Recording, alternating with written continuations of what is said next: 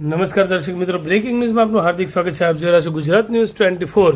દિલ્હીમાં ન્યાયની માંગ સાથે બેઠેલા વિદ્યાર્થીઓ પર કરવામાં આવેલ લાઠીચાર્જના વિરોધમાં આજે પાટણ જિલ્લા કોંગ્રેસે ધરણા પ્રદર્શન યોજી શિક્ષણ મંત્રીનું પૂતળા દહન કર્યું હતું અને હાઈવે માર્ગ ચક્કાજામ કરતા ચારે બાજુ ટ્રાફિકના વરવો દ્રશ્યો સર્જાયા હતા. પોલીસે ધારાસભ્ય સહિત 25થી વધુ કોંગ્રેસ આગેવાનો કાર્યકરોની અટકાયત કરી હતી. દિલ્હી ખાતે શિક્ષણ પ્રધાન ધર્મેન્દ્ર પ્રધાનના રાજીનામાની માંગ સાથે આંદોલન કરી રહેલા વિદ્યાર્થીઓ પર પોલીસ દમન અને તેના વિરોધમાં પ્રદર્શન કરી રહેલા અખિલ ભારતીય કોંગ્રેસ સમિતિના પ્રમુખ મલ્લિકાર્જુન ખડગેજી તેમજ લોકસભાના વિરોધ પક્ષના નેતા રાહુલ ગાંધીની ધરપકડના વિરોધમાં આજે પાટણ ખાતે ઉગ્ર વિરોધ પ્રદર્શન યોજાયું હતું.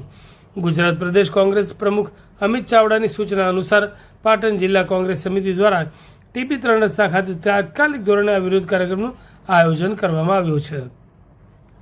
કાર્યક્રમ શરૂ થાય તે પૂર્વે જ સમગ્ર ટીબી 3 રસ્તા વિસ્તાર પોલીસ છાવણીમાં ફેરવાઈ ગયો હતો અને પોલીસ બંદોબસ્ત વચ્ચે કોંગ્રેસના કાર્યકરો નવજીવન ચોકડી પાસે એકત્રિત થઈને ચક્કાજામ કર્યો હતો, જેના કારણે ભારે ટ્રાફિક જામના દ્રશ્યો સર્જાયા હતા.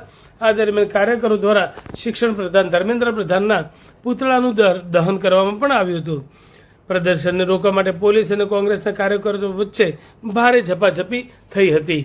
અંતે કોંગ્રેસના કાર્યકર્તાઓને ટાંગાટોળી કરી ડિટેન કરવામાં આવ્યા હતા. આ પ્રસંગે પાટણ જિલ્લા કોંગ્રેસના પ્રમુખે સરકાર અને પોલીસ વહીવટીતંત્ર પર આકરા પ્રહારો કર્યા હતા. તેમણે જણાવ્યું હતું કે વિદ્યાર્થીઓની વ્યાજબી માંગણીઓ સંતોષવાને બદલે સરકાર નિર્દયી નિર્ણયો લઈ રહી છે.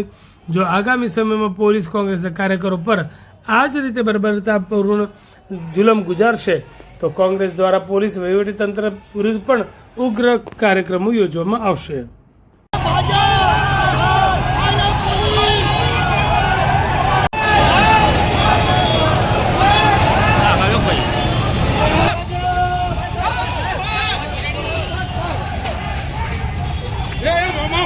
પાછળ છે